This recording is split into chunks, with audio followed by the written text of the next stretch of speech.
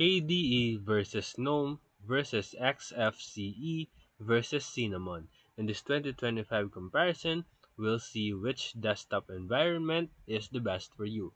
So make sure to like and subscribe. So let's compare their performance.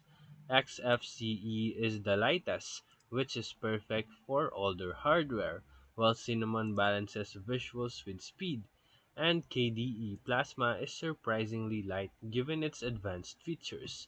And lastly, GNOME is the heaviest but optimized for smooth animations. Number 2 is their customizations.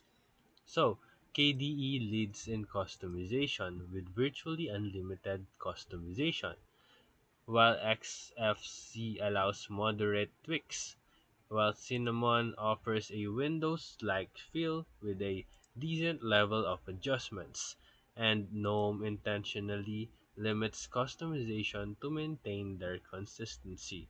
Next is their user experience. Cinnamon offers familiarity for Windows switches, while KDE provides a feature-rich experience for power users, while GNOME prioritizes simplicity and productivity with a modern, clean layout, and XFCE sticks to a classic lightweight approach. Lastly is their app ecosystem. All of them supports the same Linux apps, but KDE has a vast collection of native KDE applications, while GNOME also has a strong set of native apps, while XFCE and Cinnamon rely more on general Linux app compatibility.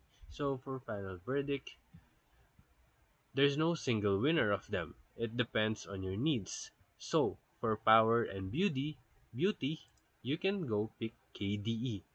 For speed, you can go for XFCE. For simplicity, you can go for GNOME. And for familiarity, you can go for Cinnamon.